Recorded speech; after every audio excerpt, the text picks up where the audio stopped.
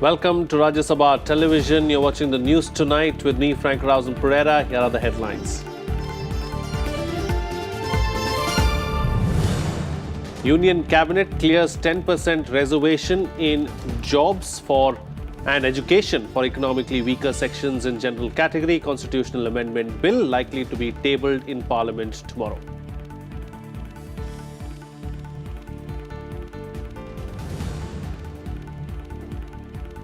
Rajya Sabha winter session extended by a day to complete unfinished business. Joint Parliamentary Committee report on Citizenship Amendment Bill presented in both houses of Parliament. New Citizenship Amendment Bill gets Union Cabinet approval, likely to be introduced in the Lok Sabha tomorrow.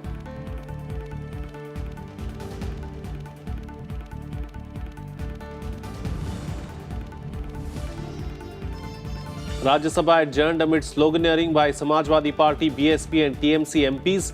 National Commission for Indian System of Medicine Bill 2019 and the National Commission for Homeopathy Bill 2019 introduced in the House.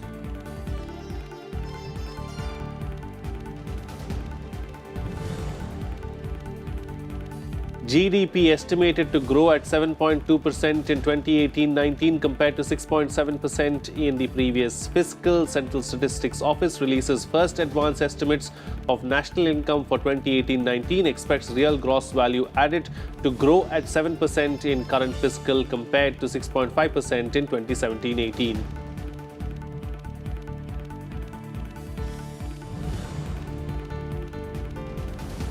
And India score first ever series victory in Australia. President, Vice President and Prime Minister congratulate Virat Kohli's team.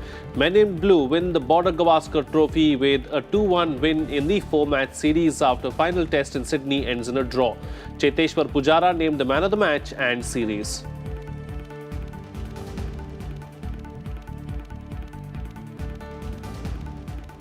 Well, our top focus on the bulletin this evening, the winter session of the Rajya Sabha has been extended by a day to complete unfinished business, according to sources. Now, earlier news reports quoted government sources as saying that the centre was open to the idea of extending the winter session of Parliament by 2 days to move amendments.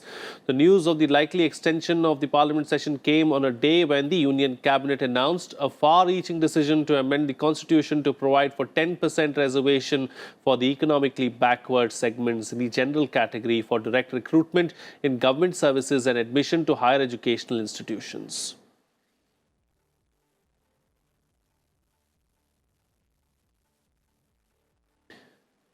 And joining me for a chat right now is our correspondent Vishal Dahiya. Well, Vishal, big news there coming in as far as the winter session of Parliament is concerned. Take us through the details. Well, yes, indeed, Frank, it is a big news. And the two things which you pointed out are definitely correlated. When we talk about the Cabinet's decision, clearly, Frank, this is something which our sources say that will have a lot of provisions, and these provisions will be made possible by bringing in Constitutional Amendment Bill. Now, what the government wants to do is to amend the section 15 and 16 of the Constitution to go ahead and insert a clause to enable that the economically weaker sections amongst all castes do get reservation in the education sector as well as in the government jobs. Now, there are going to be, as per our sources, different criteria which will also be, specifically laid down for availing this particular reservation, which might have something like, a ceiling of an annual income up to 8 lakhs. Also, somebody who does not own more than 5 acres of agricultural land and maybe, around 1,000 square feet of flat. So these are all going to be the, criteria based on which it will be identified as to who will or who will not qualify for that 10% quota, which has been cleared by the Cabinet today, which will be based on the the economic aspect, not on the social or the caste aspect, which has been there so far. And the reason that there is a 50% ceiling, 50% a limit as far as the quotas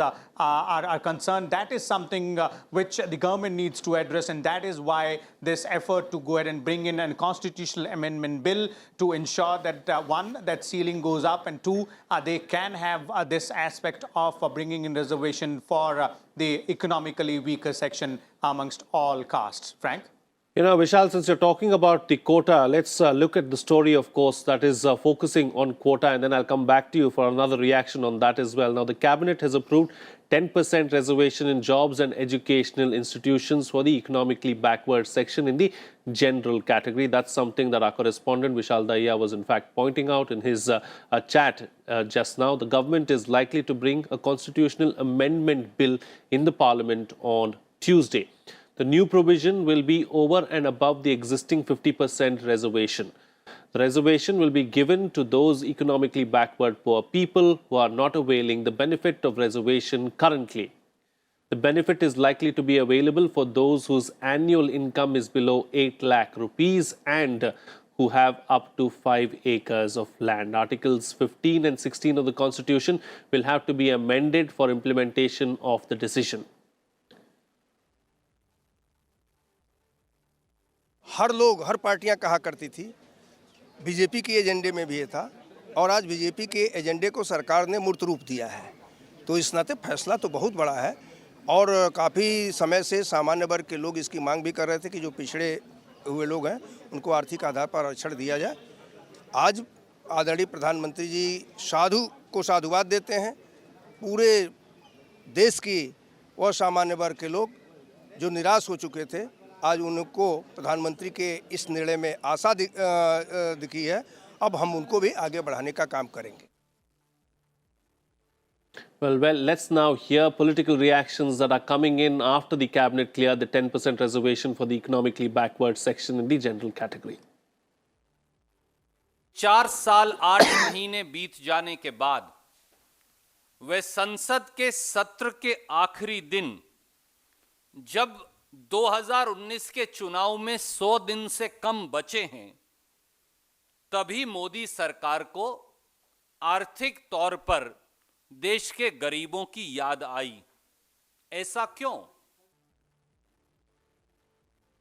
जहां तक 85% जो लोग हैं उनको मात्र जो है आप देखिएगा कि कितना कम आरक्षण है, बल्कि बढ़ना उनका चाहिए था। और जिस प्रकार से जो 50% जो है वो उसका लाभ कौन उठा रहा है? जो बाकी के जो 15% लोग हैं, 50% लाभ कौन उठाने का काम कर रहे हैं? वही लोग उठाने का काम कर रहे हैं। The manner in which the government has done it on the last days, it only suggests that government has some malicious intentions, some political motivation, that they want to win over their votes. I am afraid they will not be able to do so. Let's go back to our correspondent Vishal Dahiya now. Well, Vishal Dahiya, very clearly the opposition crying foul as far as the constitutional amendment bill is concerned. Now, looking at the extension of the winter session, the information that we've got from our sources, is it going to be limited to really ensure that the constitution amendment bill is passed in Parliament, or is the government going to take up the other unfinished business as well? Frank, definitely the government would want to go ahead and take up, all important items on its unfinished business list. But then, since the cabinet has taken this decision today, and this is definitely looks like very high on the agenda of the government. Also, very clearly, if you look at, the information which has come in, for this particular decision to materialize, the government will have to bring in a constitutional amendment bill, and that is something which would require some time. That is why, we may say that that's extension of the session by a day is also there required. Also, the constitutional amendment would definitely be required here because of two reasons. One is that the present quota of 50%, which is there for the SCs, STs, and OBCs, is that particular ceiling, and to cross that ceiling, the government will have to ensure that the constitution is amended properly. Also, the present quota is not based on the economic reasons. It is basically on social reasons, social status, and the caste-based reservation system. So, for another 10% to be added, based on the economic aspect. That is why it is said that an amendment to Article 15 and 16 would be required by inserting new clauses. So that would definitely, to do that, the government would want to have more time. And as per the schedule, which is rather there already in the domain. Tomorrow, that is Tuesday, was supposed to be the last day of this particular session. But our sources say that it is now being extended by at least one more day. So that will give the government 2 days to go ahead and put the bill, the constitutional amendment bill, and other unfinished agendas as well, which it has and which has not been possible because of the ongoing stalemate in both houses between the government and the opposition. Frank? All right, Vishal Dahiya, we'll have to leave to that. Thank you so much for joining us there with all those details. Meanwhile, of course, the Cabinet on Monday also cleared the redrafted Citizenship Amendment Bill, which seeks to provide Indian citizenship to non-Muslims from Bangladesh, Afghanistan and Pakistan.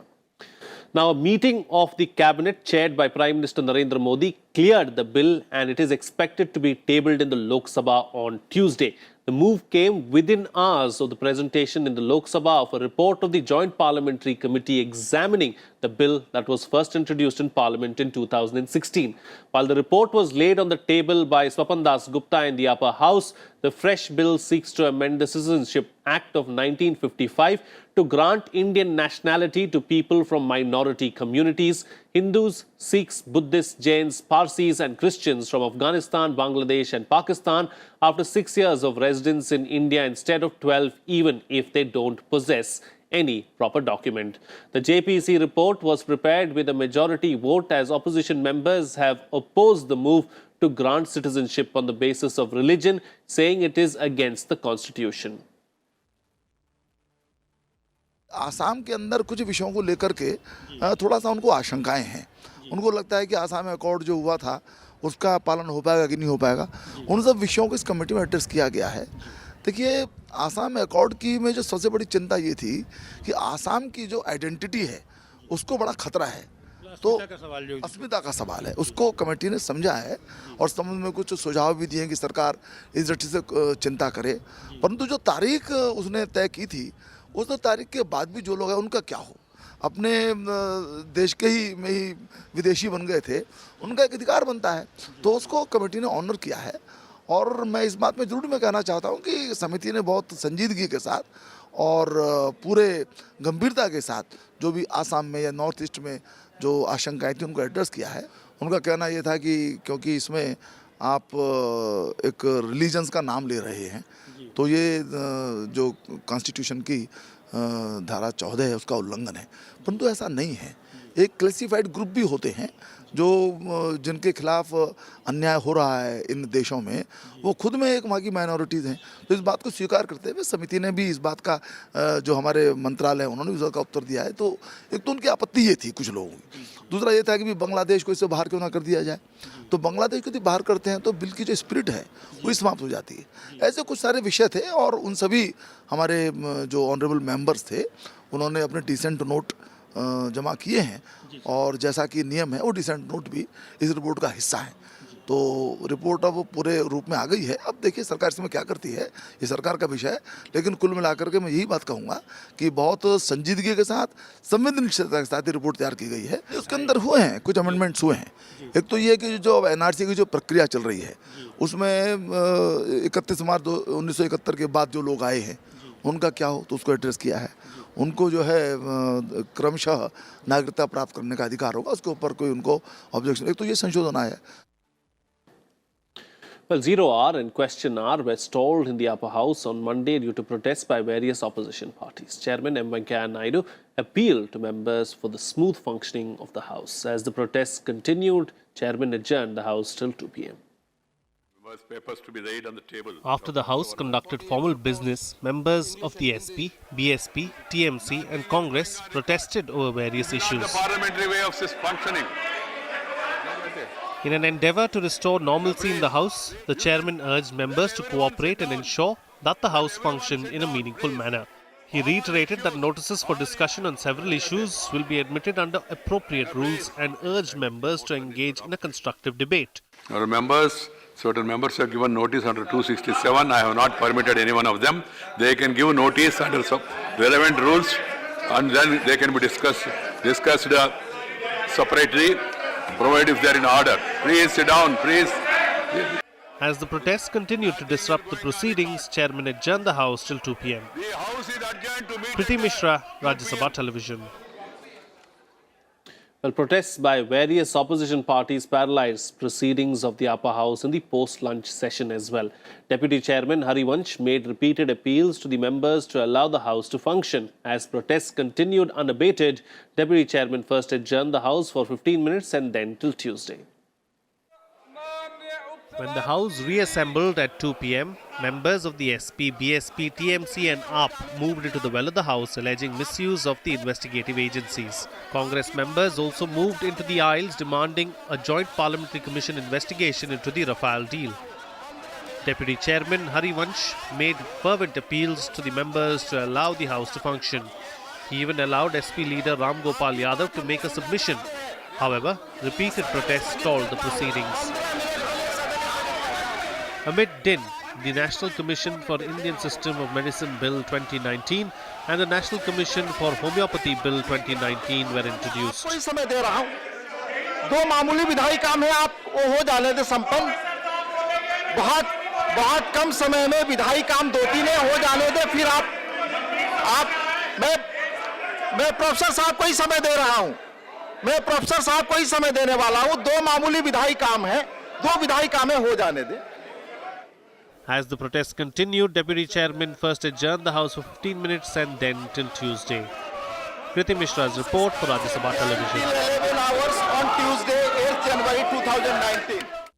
Well, a bill seeking to remove leprosy as a ground for divorce was passed by the Lok Sabha on Monday. The bill was passed by a voice vote amid din as the Congress and SP members protested over the Rafale deal and role of CBI respectively. Here's a detailed report. The Lok Sabha on Monday passed the Personal Laws Amendment Bill of 2018 that seeks to remove leprosy as a ground for divorce. It makes the relevant change in 5 personal laws: the Hindu Marriage Act, Dissolution of Muslim Marriages Act, Divorce Act for Christians, Special Marriage Act and the Hindu Adoptions and Maintenance Act.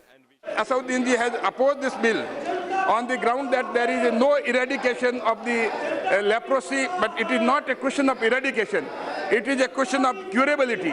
The disease is curable, and apart from this, the government has taken the decision in view of the fact that the leprosy is now curable, and in view of the various judgments of the Supreme Court and High Court, certain directions were also issued for removing this discriminatory provision from various enactments. And out of 16 enactments, the 6 enactments relate to the Government of India and our ministry. The other enactments relate to the other ministry and the state government, so they are required to take the action. And not only this, because these are also the Human Rights Commission has also suggested, the United Nations, the Government of India is also signatory to that. So in view of this, this bill is before this August House, and I request the honourable members they kindly pass this bill. Taking part in the discussion, BJD MP Bhartahari Mahtab informed the House that when the laws were formed, leprosy was an incurable disease. Even as most of the MPs were in favour of the bill to be passed, AIMIM President Asaduddin Owaisi opposed it, saying that if anyone conceals a disease like leprosy, it is a case of fraud in a contract of marriage. So far, rehabilitation and integration is up. A person affected by the leprosy, that very effective and speedy steps should be taken by the central government itself and by the different hospitals. Although the bill has been passed, which is necessary is that there should be a change of public opinion, especially in the rural areas. For that purpose, endeavors should be taken, should be made. As per the prevalent situation today, it is an outdated impression that leprosy cannot be cured and therefore it will be a cause for divorce. It was a concern earlier when leprosy was not curable.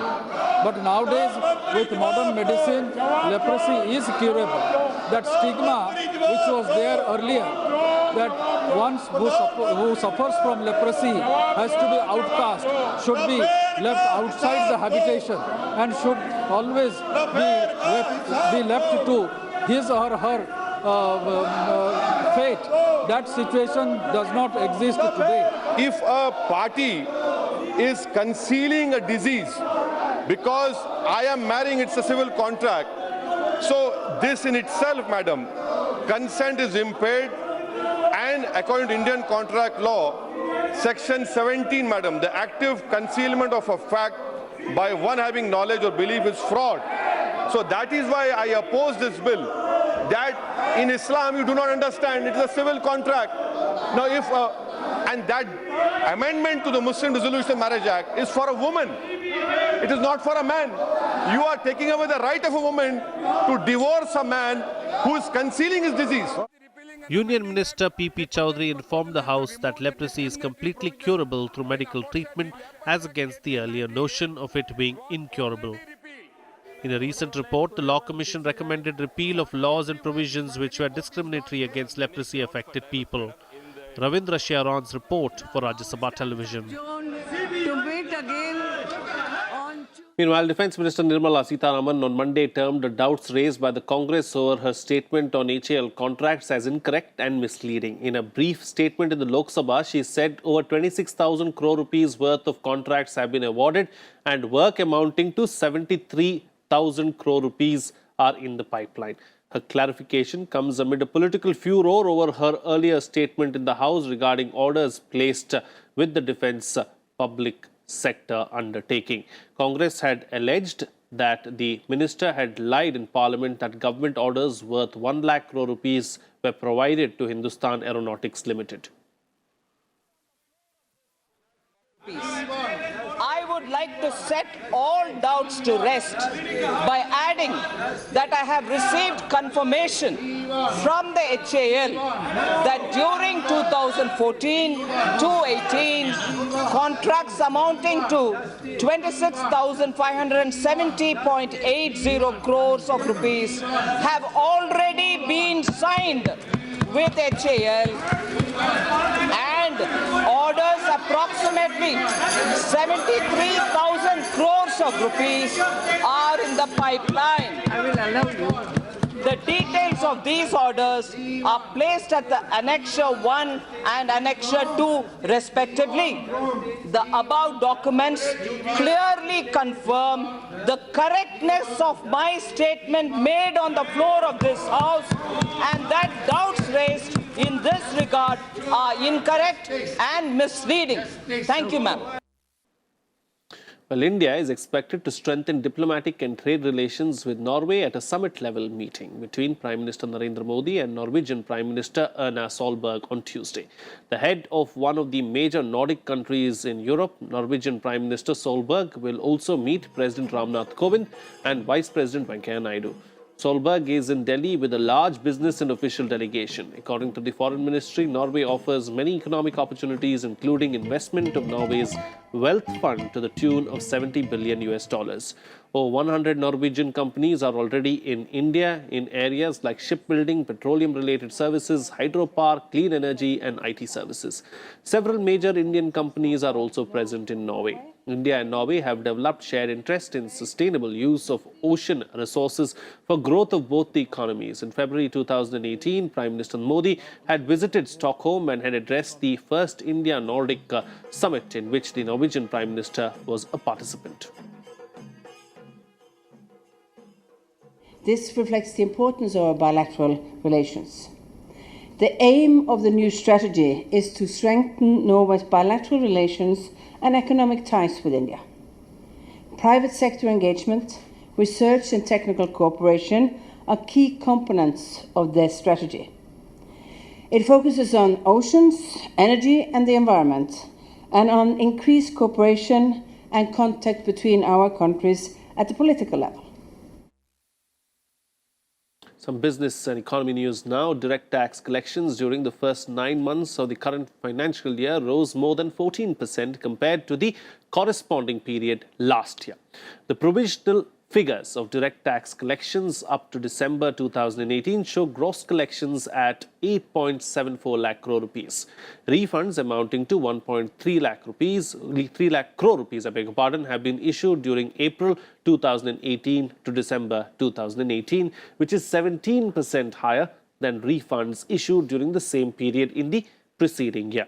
Net collections after adjusting for refunds have increased by 13.6% to 7.43 lakh crore rupees during April-December 2018. An amount of 3.64 lakh crore rupees has been collected as advance tax. Well, the Indian economy is expected to grow at 7.2% in 2018-19, up from 6.7% from the previous fiscal, mainly due to improvement in the performance of agriculture and manufacturing sectors, according to the Central Statistics Office.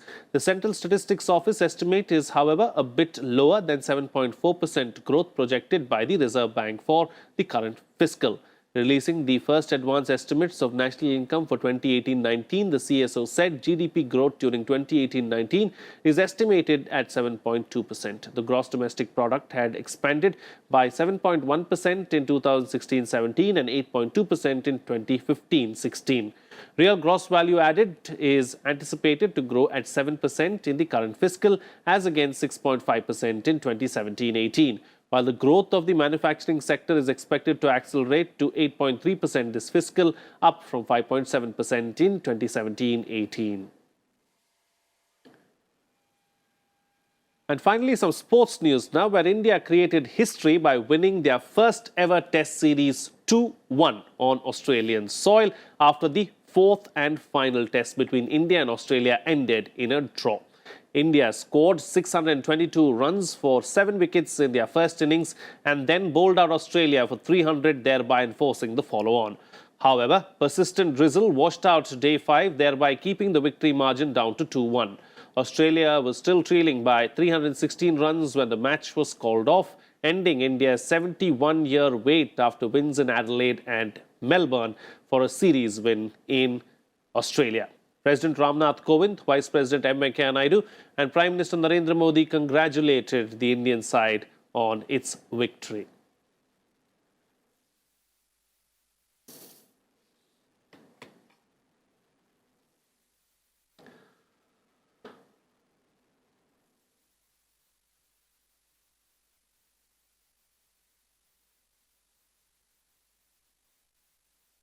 Well, with that, it's a wrap on this telecast. Good night.